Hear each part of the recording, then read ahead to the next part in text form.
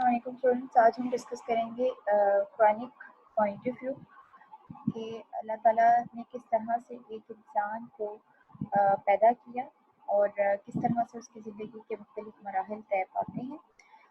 مختلف احادیث اور مختلف آیات میں اللہ تعالیٰ نے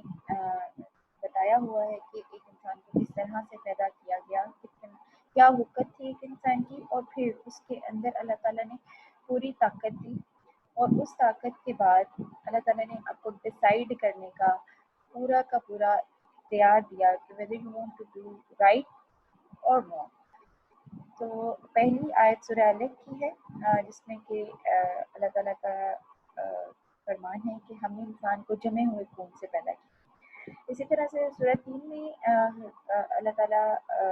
کہتے ہیں کہ ہم نے انسان کو بہترین صورت میں پیدا کیا۔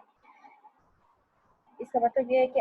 اگر یہ کہا جائے کہ ایسا ہو جاتا ویسا ہو جاتا، جیسے بہت سے لوگ سوسائٹی میں سوشل ڈیولپمنٹ کے ٹائم پہ بھی تنقید کر رہے ہوتے ہیں، اس کو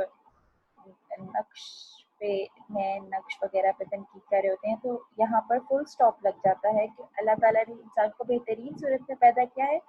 اور دیر از نو اینی پرسن جس کو یہ اختیار حاصل ہو تو یہ کہہ سکے کہ وہ مینت نکال سکے یا کسی بھی قسم کی تنقید کر سکے۔ تیسری آیت ہے، کہہ دیجیے یہ وہ ہے جس نے تمہیں پیدا کیا اور تمہارے کان، آنکھیں اور دل بنائے، تم اس کا شکر ادا نہیں کرتے۔ یہاں پر اللہ تعالیٰ اپنی بڑائی کے بارے میں بات کر رہے ہیں کہ اللہ تعالیٰ وہ ہے جس نے کہ انسان کو جمے ہوئے خون سے اس کی آنکھ، کان، دل بنائے، اور یہ ساری چیزیں جو ہیں ہمارے لیے بڑی امپورٹنٹ ہیں۔ وی کانٹ سینسیٹ اور انوائرمنٹ وداؤٹ اٹ، اور ہمیں اس چیز پہ شکر ادا کرنا چاہیے کہ اگر ایک انسان اللہ تعالیٰ نے ہم لوگ کو بنایا ہے تو ہم اپنے انوائرمنٹ کو ایکسپلور کر سکتے ہیں، اس جو کائنات ہے اس کی خوبصورتی کو دیکھ سکتے ہیں، اس میں موجود پرندوں کی آوازوں کو بہت اچھے طریقے سے سن سکتے ہیں، تو ہمیں اس چیز پہ اللہ تعالیٰ کا شکر ادا کرنا چاہیے۔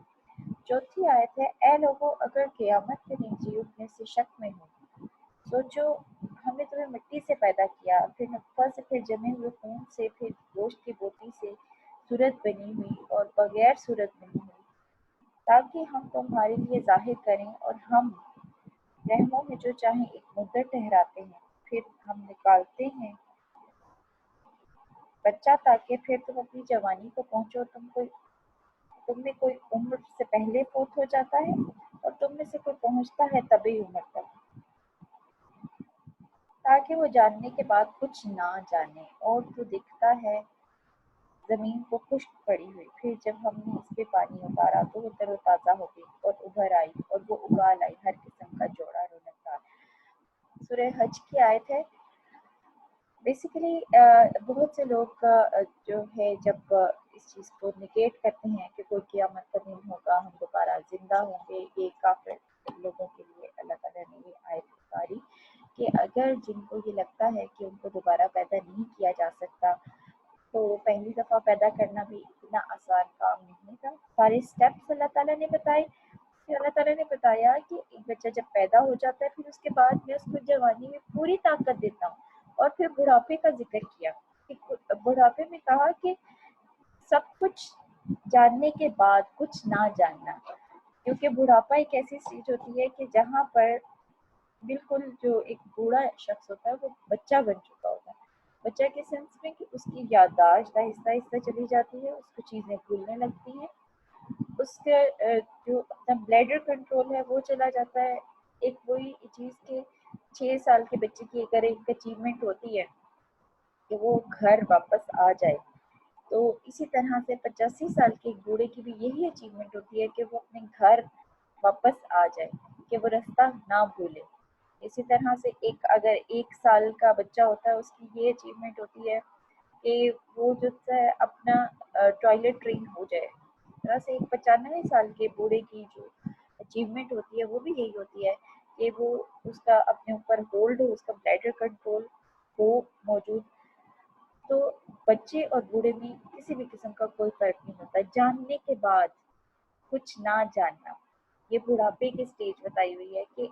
सब कुछ जानने के बाद, सब कुछ याद होने के बावजूद एक स्टेज ऐसी आती है कि सब कुछ भूलना शुरू हो जाता है, सब कंट्रोल्स खत्म हो जाते हैं। तो अल्लाह ताला ने इंसान को एक बिल्कुल माइनर चीज से भरपूर ताकत दी जवानी में, और जवानी के बाद फिर बुढ़ापे में फिर वही उसी तरह से स्टेज बैक किया कि एक एक स्टेप पीछे पीछे चले जाते हैं हर गुजरते दिन के साथ।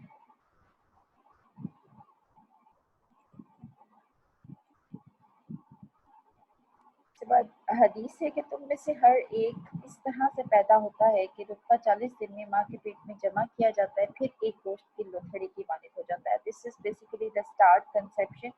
के टाइम की डिटेल बताई हुई है।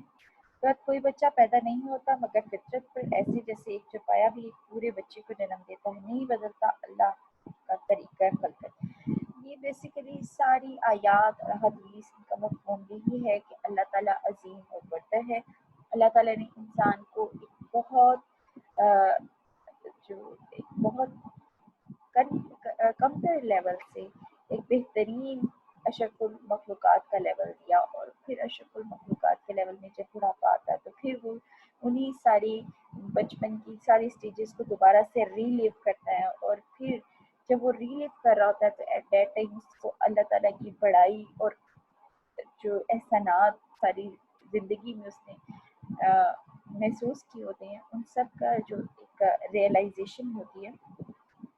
तो इन आयात का बेसिकली मकसद सिर्फ यही है, रोशनी डालना कि एक इंसान सिर्फ और सिर्फ अल्लाह ताला के रहम करम पे होता है, और अल्लाह ताला ही है जो कि इंसान को बिल्कुल एक छोटे जर्रे से एक पूरा ताकतवर इंसान बनाते हैं। Thank you. किसी किस्म का कोई क्वेश्चन हो यू कैन आस्क।